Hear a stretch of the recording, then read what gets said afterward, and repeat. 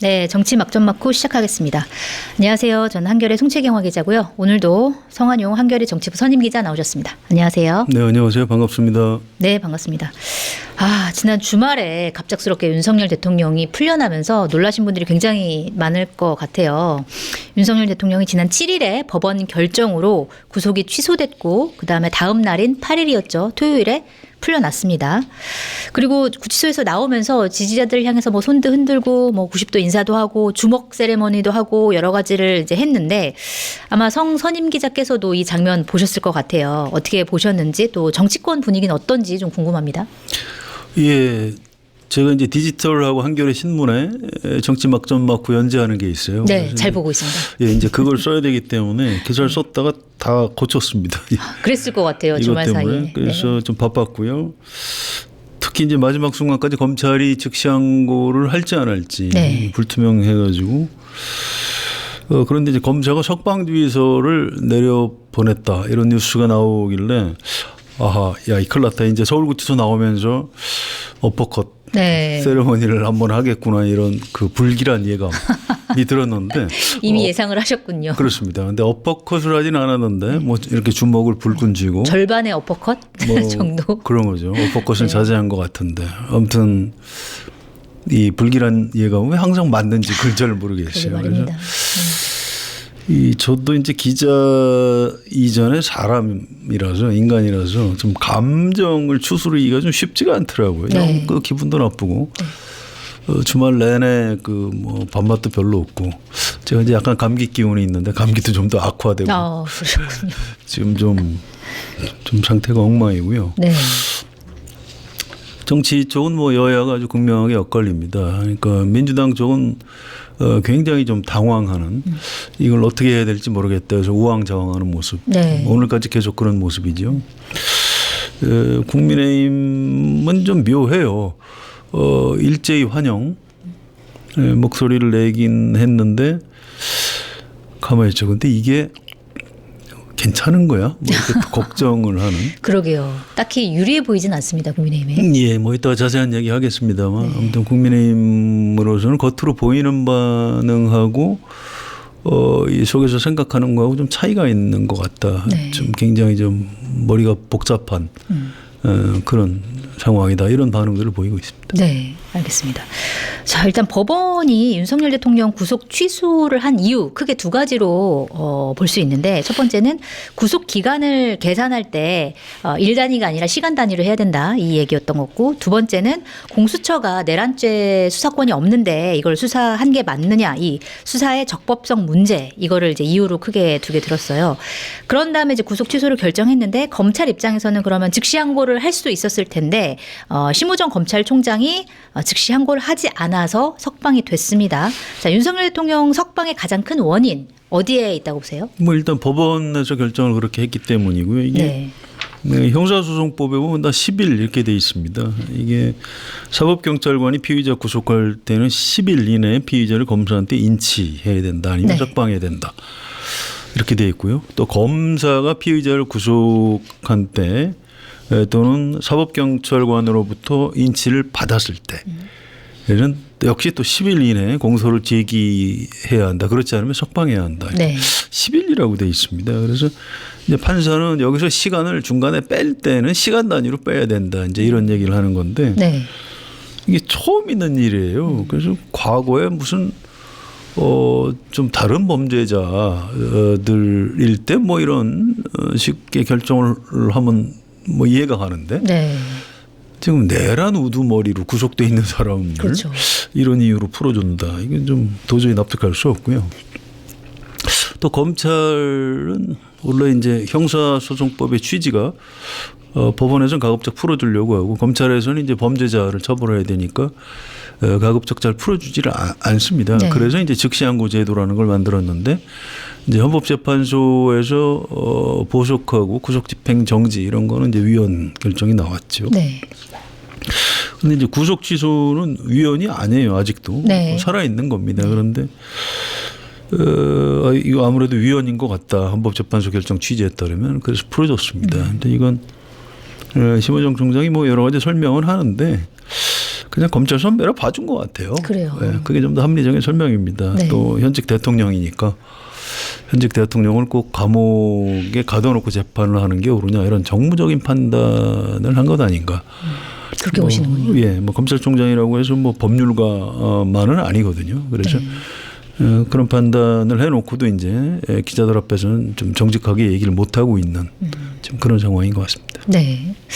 알겠습니다. 일단 윤석열 대통령이 석방됐고 여러 가지 메시지가 나왔습니다. 아주 적극적인 메시지는 아니지만 이 메시지 몇 가지 좀 살펴보면은 일단 8일에 석방된 날 관저로 돌아간 뒤에 이제 정진석 대통령실 비서실장 등과 이제 저녁 식사를 함께 했다고 하는데 그때 이렇게 얘기를 했다고 합니다. 국가와 국민을 위해 앞으로도 대통령실이 흔들림 없이 국정의 중심을 잘 잡아주기 바란다. 이렇게 얘기를 했다고 하고 또 좀 특이한 얘기를 했는데 이 사법농단으로 구속 수감됐었던 양승태 전 대법원장 그다음에 임종헌 전 법원 행정처 차장 이 두 사람을 언급하면서 과거에 구속 기소당했던 분들 이 양승태 임종헌 이런 분들 생각이 많이 났다 이렇게 얘기를 했습니다.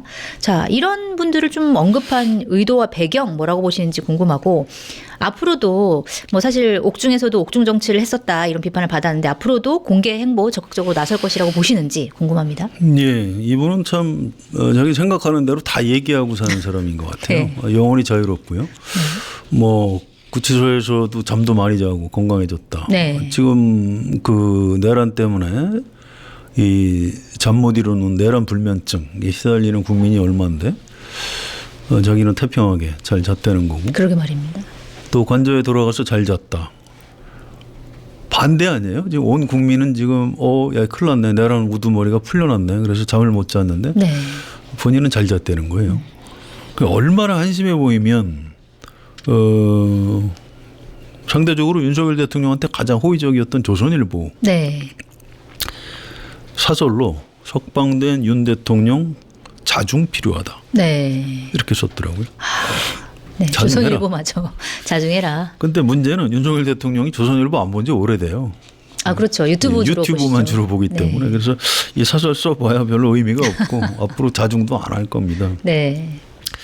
자 양승태 전 대법원장, 임종헌 법원행정처 차장 이 사람들 얘기를 왜 했느냐? 이게 약간 설명이 필요해요. 네. 윤석열 사단, 그러니까 윤석열 뭐 한동훈 이런 이 검사들의 이 관료들은 뭐 쉽게 잡아낼 수 있는 상대들이고 일단 정치인들도 막 잡아냈죠. 네. 또 재벌 오너들도 다 구속시켰습니다. 우리나라 뭐 삼성, 현대차, SK 뭐 이런 데 다 구속시켰죠. 이 사람들의 마지막 꿈이 있었어요. 네. 사법부.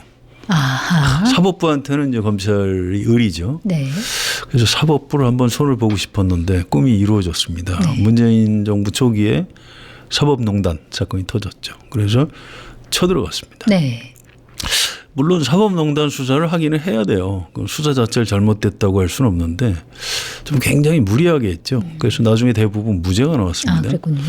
어쨌든 양승태, 임종헌 두 사람을 구속시키는데 성공을 합니다. 그런데 네. 뭐 세상에 어디 뭐 좋은 일만 있나요? 자, 지금 헌법재판소 재판관들이 다 판사 출신이에요. 네. 또 앞으로 내란 재판을 받아야 되는데 판사들이 하는 겁니다. 네. 이 큰일 난 거예요. 가만히 보니까 이게 안 되겠다. 그래서 그 전에 사법농단 때 양승태, 임종헌 이런 분들 구속시킨 건 내가 좀 미안하다. 아 그런 의미군요. 네, 잘못했다. 그러니까 좀 나 좀 봐주라. 네. 지금 구차하게 자기 지금 구명 운동을 하고 재판부를 있는 향한 메시지였군요. 판사들을 향해서 판사들을 향한 지금 메시지. 사죄를 하고 있는 겁니다. 네. 아주 비열한 거죠. 네. 알겠습니다. 그런 깊은 의도가 있었다는 것을 뭐 지금 깊은 알았나. 의도도 아니고요. 아주 그 저열한 의도라고 보시면 네. 되고요. 아무튼 탄핵 심판 전에도 이제 계속 메시지를 내보낼 것 같고요. 어제도 그 권영세 비대위원장, 권성동 원내대표 불러다가 당을 잘 이끌어줘서 고맙다. 네. 뭐 이렇게 얘기했다는데 아니 권영세, 권성동 이 사람들은 개념이 없어요. 아니 내란 우두머리로 지금 재판받고 있는 사람한테 찾아가면 어떡해요. 네. 현직 대통령이라고요? 이거 뭐 구치소도 찾아갔었는데요, 뭐. 뭐 그럴 수 있죠. 이제 네. 개인 자격이라고 했죠. 네, 그건 개인 자격이었어요. 어제 간 거는 그 뭐 개인 자격이 아니고 공식 자격인가요?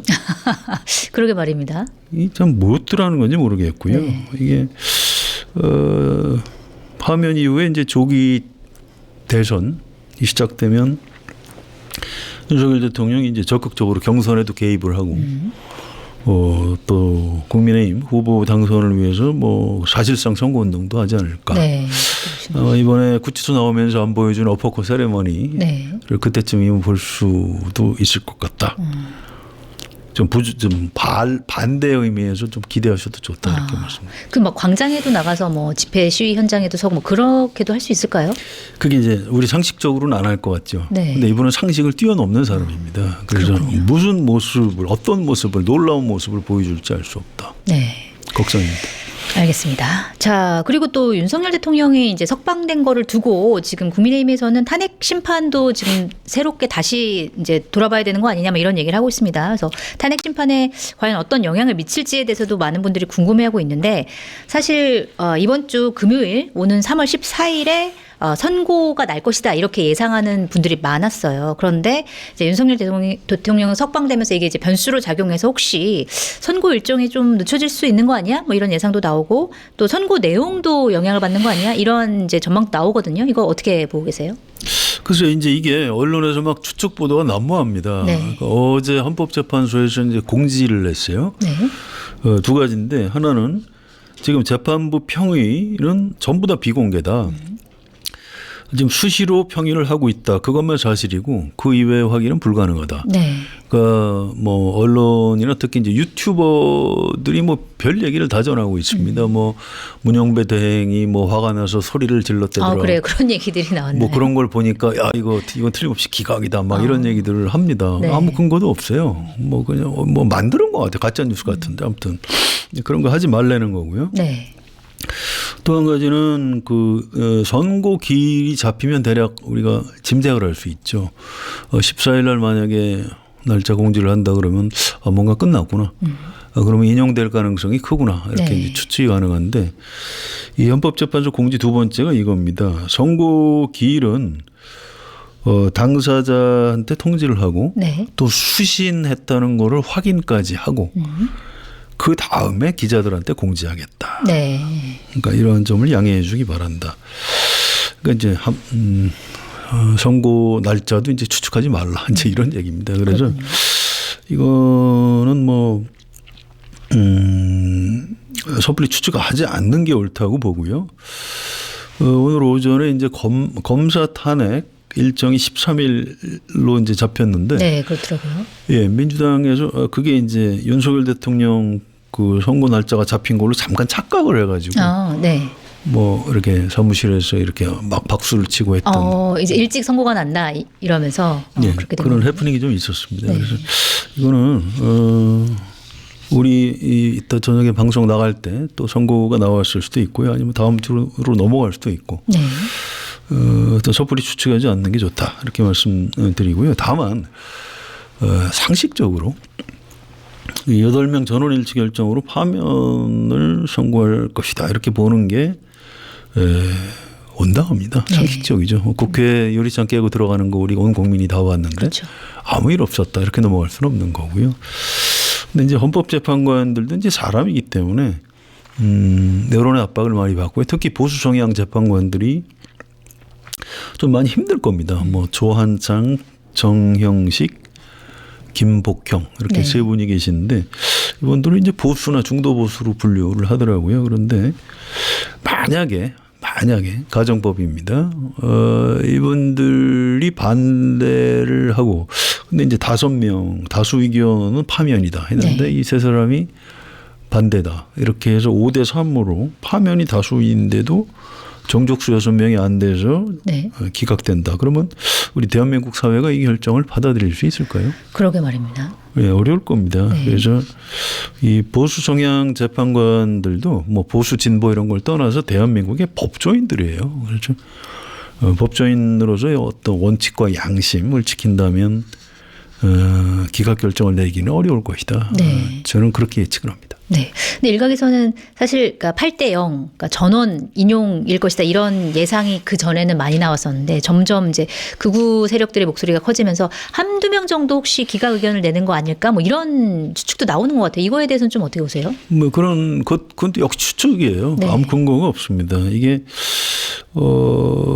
그 사람이 이제 심리적으로 누구 한 사람이 나는 그래도 저는 반대할래요. 이제 이렇게 되면 다른 보수 성향 재판관들도 흔들릴 수가 있어요. 그런데 네, 그냥 그 전원일치로 갑시다. 이렇게 하면 이제 속으로 반대해야 되겠다 이렇게 마음을 먹었다가도 이제 포기할 가능성이 큽니다. 그래서 이제 평의를 진행하면서 거의 마지막 순간에 헌법재판관에 임명된 반대 순서로 의견을 밝히거든요. 제일 최근에 된 분들부터 이제 쭉 돌아가면서 최종 자기 결론을 얘기를 합니다. 그러면 이제 마지막에 헌법재판소장이 이제 자기 의견을 밝히고 결론을 내고 또 이렇게 정리를 하고 이렇게 마지막 순간 돼야 결론을 알 수 있기 때문에 지금 뭐 유튜브나 뭐 이런저런 언론을 통해서 나오는 얘기는 믿지 않으시는 것이 맞습니다. 네, 알겠습니다. 자, 이번에는 조기 대선 얘기를 좀 해봐야 될 것 같습니다. 자, 지금 뭐 아직 선고가 나오지 않았기 때문에 뭐 파면을 전제로 얘기를 해야 될 것 같은데 일단 뭐 여야에서는 다 물밑에서는 전제로 뭐 조기 대선을 다 준비를 하고 있는데 특히 여야 셈법이 굉장히 복잡해졌습니다. 윤석열 대통령이 석방되면서 특히 국민의힘 같은 경우에는 아까도 뭐 잠깐 얘기했지만 이게 국민의힘에 유리한지 불리한지 따지기가 좀 쉽지가 않을 것 같아요. 일단 윤석열 대통령은 파면되더라도 이제 불구속 상태로 형사재판을 이제 쭉 받는데 이게 구치소에 있는 게 아니라 이제 관저에 있는 거기 때문에 말도 계속 할 수 있고 행동도 자기 자유롭게 할 수가 있습니다. 자, 그래서 국민의힘 안에서 윤석열 대통령 윤심 목소리가 좀 커질 수 있을 것 같아 보이는데 이게 대선에서 어떤 영향을 미칠까요? 일단 파면이 되면 아크로비스타 사저로 아마 돌아가야 될 겁니다. 네. 박근혜 대통령도 이틀인가 지나서 관저에서 나왔어요. 그래서 네. 관저에 있을 수는 없는 거고요. 다만 윤석열 대통령 성격으로 봐서는 적극적으로 개입을 할 겁니다. 일단 경선부터 네. 개입을 할 가능성이 좀 있어 보이고요. 지금 김문수 고용노동부 장관이 가장 윤석열 대통령한테 호의적이죠. 그다음에 이제 홍준표 네. 대구시장. 이 김문수 장관은 탄핵 심판 변론 다시 해야 된다 이런 얘기를 했고요. 홍준표 대구시장은 탄핵도 기각해야 한다 뭐 이렇게 얘기를 했더라고요. 네. 그러니까 이게 이제 윤석열 대통령한테 지금 잘 보이려고 이렇게 지금 애를 쓰는 거죠. 그런데 이게 이제 국민의힘 대선 주자들의 고민이 어디 있냐면 지지도가 너무 낮아요. 네. 지난 금요일 그 한국갤럽 조사를 보면은 이게 이제 이재명 대표가 35%고요. 김문수 10, 한동훈 6, 홍준표 5, 오세훈 4 이렇게 떨어집니다. 그래서 네. 국민의힘 네 사람 다 합치면 25%밖에 안 돼요. 그걸로도 이제 이재명 대표를 넘어서지 못하네요. 네, 35대 25. 네. 뭐 이거 굉장히 큰 차이죠. 그래서 근데 이걸 이제 뒤집어서 생각을 하면 이게 뭘 의미할까요? 일단 경선에서 이겨야 되는데 네. 경선에서 이기려면 윤석열 대통령한테 찍히면 안 되는 거죠. 뭐 우리 속된 표현으로 이제 국물도 없는 거죠. 일단 경선에서 후보가 돼야 본선에 나갈 수 있는 건데 네. 지지도가 너무 낮다 보니까 윤석열 대통령하고 뭐 차별할 수 있는 여유가 전혀 없는 겁니다. 일단 그쪽에 잘 보이기 위해서 얘기를 하고 있는 거고요. 네. 이게 그러니까 일종의 딜레마죠. 윤석열 대통령한테 잘 보이면 경선에서는 유리해지는데 본선에서는 이제 어려워지는 그렇죠. 거고. 중도층이 등을 돌릴 테니까요. 그렇습니다. 그래서 지금 국민의힘에서 좀 생각 있는 사람들은 아주 죽을 맛이라고 그래요. 네. 굉장히 힘들어하고요. 이 탄핵 반대 집회에 나오는 사람 숫자가 그동안 더 많았죠. 그런데 여론조사를 보면 민심은 반대로 가지 않습니까? 네. 오히려 최근엔 탄핵 찬성 여론이 더 높아지는 그런 추세죠. 그래서 눈으로 보이는 게 이제 전부 다는 이제 아니다 이렇게 보시면 되고요.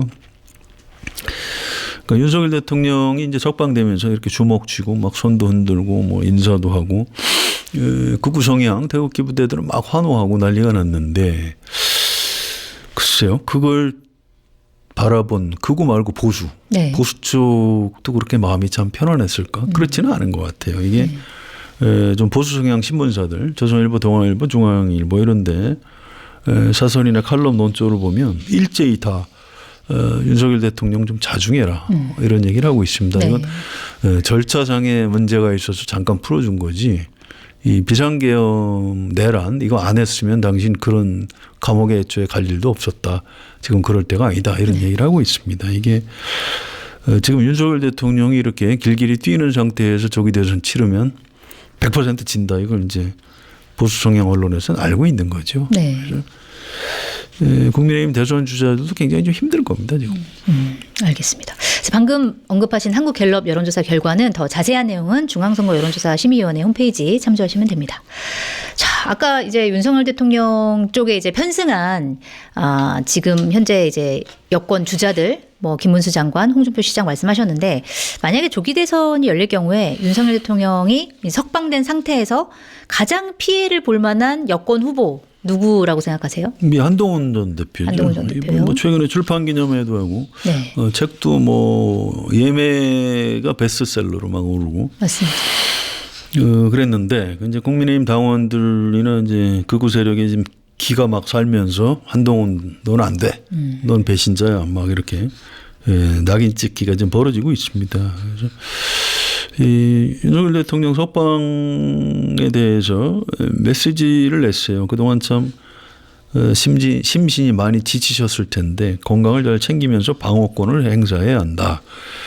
뭐 대통령이라고 해서 불이익을 받아서는 안 된다. 뭐 이런 얘기요. 네. 또 혼란한 날 초래한 공수처는 폐지해야 한다. 한동훈 전 대표가 이제 많이 움츠러드는 거죠. 그래서 좀 딱하게 됐다. 네. 말씀을 드리고요. 그다음에 이제 오세훈 시장도 있습니다. 오세훈 시장은 이제 비상계엄에 처음부터 반대했죠. 예, 반대했고요. 또 탄핵에 찬성을 했었죠. 그래서 한동훈 전 대표하고 비슷한 입장이었는데 윤석열 대통령 석방에 대해서 공수처를 그냥 비난했더라고요. 네. 권한도 없는 수사, 무리한 체포를 국민이 납득할 수 없었다. 책임을 져야 한다. 뭐 이런 얘기. 오세훈 시장이 그렇지 않아도 명태균 사건 때문에 좀 허덕허덕하고 있는데 네. 윤석열 대통령이 이제 석방이 되니까 아주 좀 난감해진 겁니다. 지금 막 발이 꼬이고 있고. 그래 보입니다. 예, 아마 좀 굉장히 좀 지금 힘든 것 같고 실제로 텔레비전에 이렇게 나오는 얼굴 표정을 봐도 별로 좀 상태가 안 좋은 것 같습니다. 표정이 밝지 않군요. 그렇습니다. 첫 번째 피해자는 한동훈, 두 번째 피해자는 오세훈인 것 같습니다. 알겠습니다. 자, 그러면 윤석열 대통령이 석방된 게 국민의힘에는 굉장히 좀 사실은 안 좋은 영향을 미칠 것이다. 이런 예상이 나오는데 이재명 민주당 대표의 입장에서는 어떨까요? 좀 대선 행보에 도움이 될까요? 아니면 이것도 좀 부정적인 영향을 미칠까요? 어떻게 보세요? 매우 도움이 되죠. 매우 도움이 된다. 예, 윤석열 대통령이 막 어퍼컷 날리고 뭐 이렇게 되면 누구한테 제일 좋을까요? 이재명 대표한테 가장 좋은 겁니다. 네. 예, 두 사람이 이제 특수한 관계예요. 이미 대선 때부터 일종의 그 적대적 공생, 적대적 공존 이런 관계죠. 지난 대선 때 윤석열, 이재명이 누군지는 잘 모르겠는데 저쪽이 당선되면 안 되지 않느냐 네. 해서 이제 찍은 유권자들이 꽤 많은 거죠. 네.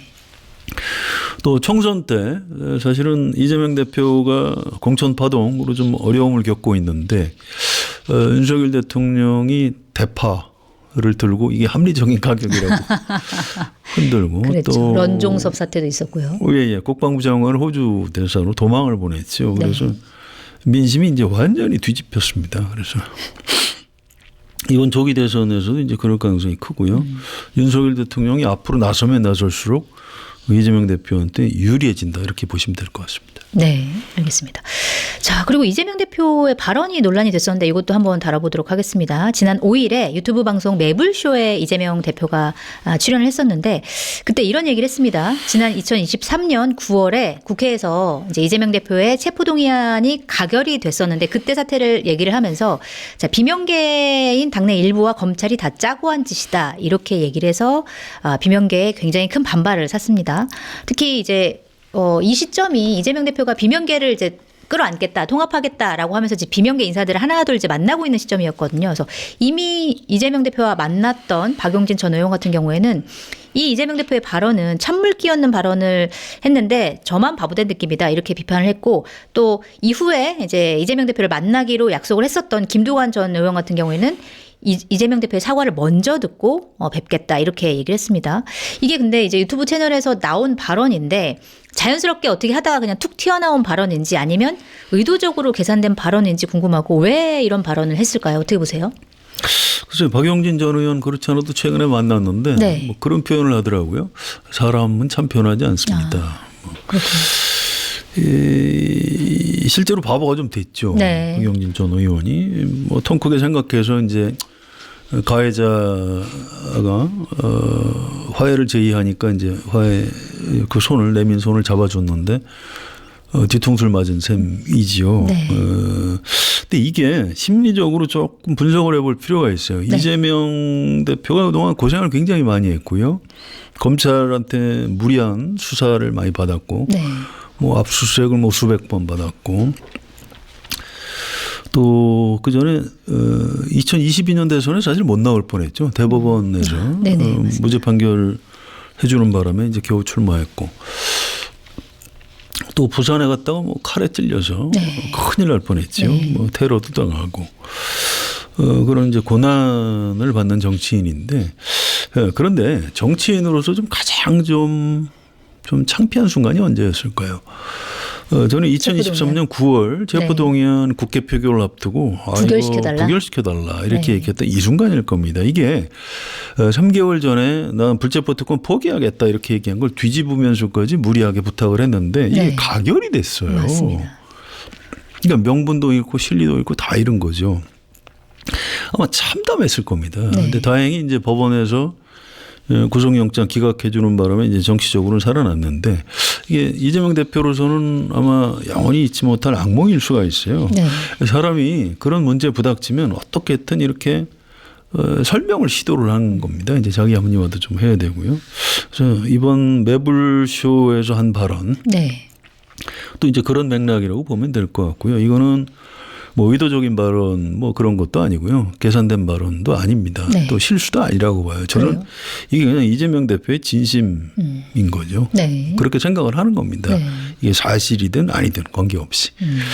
아무튼 정치적으로는 굉장히 손해를 많이 봤어요. 최근에 뭐 김부겸, 김동연, 김경수, 임종석 이런 분들 만나갖고 통합 메시지 낸 게 이제 한순간 꽝이 돼버린 거죠. 앞으로 이제 또 정치적으로 어려움에 처하면 당내 통합 메시지를 낼 텐데 그 말을 사람들이 믿을까요? 잘 안 믿게 생겼습니다. 그래서 이 통합의 정치라는 게 참 그 말만큼 참 쉬운 게 아니다. 뭐 그런 생각이 들고요. 다행히 이제 이재명 대표한테는 통합의 정치를 할 수 없는 뭐 그런 약점이 있는 대신에 좀 다른 장점이 있습니다. 어떤 게 있나요? 뭐 기본 사회 같은 개혁적인 정책 노선 또 이재명은 합니다. 뭐 이런 그 강력한 리더십 이런 게 있죠. 그래서 2022년 대선에서 굉장히 득표를 많이 했던 것도 바로 그런 이재명의 장점 때문에 한 거지. 그때 뭐 이재명 후보가 통합 정치인이라서 찍은 건 아닙니다. 그래서 정치인은 이제 자기가 갖지 않은 걸로 승부하는 것보다는 본래 자기가 가진 걸로 승부하는 게 맞아요. 그래서 이재명 대표로서는 이번에 안 해도 되는 발언을 했기 때문에 좀 손해는 봤을 텐데 뭐 크게 그렇게 억울한 거는 별로 없을 겁니다. 알겠습니다. 자, 오늘 말씀 여기까지 드리려고 하는데요. 마무리 발언 부탁드리겠습니다. 헌법재판소 탄핵 심판 결정 선고에 우리나라의 운명이 달려 있는 것 같습니다. 이게 만약에 탄핵이 기각이 되면 자, 군인들 동원해서 국회의원 체포하고 끌어내고 또 새로운 입법기구를 만들려고 한 친위 쿠데타를 저지른 사람이 대통령이 복귀하게 되는 건데 그러면 전 세계의 웃음거리가 되는 거죠. 한마디로 이제 우리나라는 망하는 겁니다. 나라는 쪼개지고 경제 성장률 아마 뚝뚝 떨어질 거예요. 또 외교 안보도 다 이제 위험해지는 겁니다. 그래서 앞으로 상당 기간 국력을 회복하기 어려울 겁니다. 그래서 헌법재판소 재판관들의 어떤 지혜와 애국심을 기대하고요. 대한민국과 우리 후손들을 살리는 현명한 선택을 해 주실 것으로 기대하고 믿습니다. 네, 알겠습니다. 오늘도 깊이 있는 분석 감사드리고요. 저희가 한 가지 공지사항이 있습니다. 자, 저희 막전막후가 다음 주부터 개편을 합니다. 그래서 다음 주 수요일 9시에 여러분들을 이제 찾아뵐 예정인데요. 어떤 형식과 내용으로 찾아뵐지는 아직까지 비밀이고요. 다음 주에 기대를 많이 해주시기 바랍니다. 여기서 마무리하겠습니다. 감사합니다.